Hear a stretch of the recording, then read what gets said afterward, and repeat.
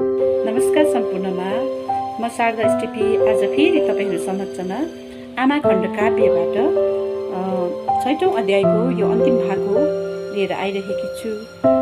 वाचन सुनेर कमेन्ट्स गरिदिनु होला है त। धन्यवाद।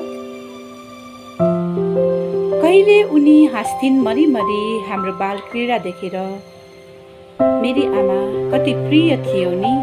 हामी उनलाई आहा हाम्रै आवाज र एक्टिङ गरेर यसो पो भनिन् भन्दै सुनाउँथिन् हामीलाई नै। आमा मलाई प्यालो गलाउ न, आमा मलाई प्यालो गलाउ न। लात पलेको छ, स्याल आउँछ टोक्छ, आमा प्यालो गलाउ न। भन्थे रे हाम्रो ठुलो दाइ भन्दै हाँस्थिन् मरिमरि। यसो भन्थे रे हाम्रो ठुलो दाइ भन्दै हाँस्थिन् मरिमरि।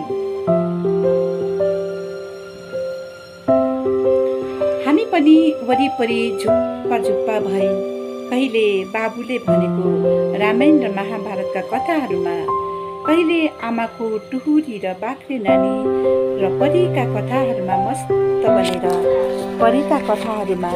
मस्त बनेर कल्पनाको वायुपङ्खी चढेर पुग्थ्यौं कहाँ कहाँ।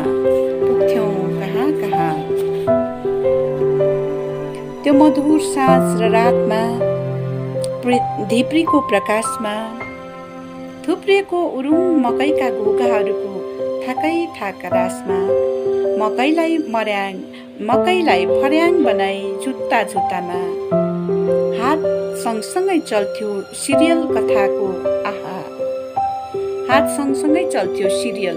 कथाको आहा। सुनेर कथा मन हुन्थ्यो प्रफुल्ल। त्यो सङ्गीत, त्यो मायालु सानिध्य बाल्यकालको मेरो आहा। कहिले फर्की नआउला फेरि, कहिले फर्की नआउला फेरि। बित्यो त्यो पल आहा फेरि फर्की नआउला। बित्यो त्यो पल बालुवामा एक मुठी पानी सोसिए झै। बित्यो त्यो पल बालुवामा एक मुठी पानी सोसिए झै गरी। जब आमा नै त हिँडिन् अब अनन्तको यात्रा तय गरी। व्यस्त छ संसार, व्यस्त जिन्दगी तै पनि सम्झनाको यो मधुर झन्कार मन मस्तिष्कको पत्रा उप्काएर सजाइरहन्छु शब्दमा। मेरी आमा तिम्रो यादको प्रतिबिम्ब झल्किरहन्छ मानसरोवरमा। अनि यादको कारागारभित्र मन कैदीलाई यातना तडपाई बस्छ।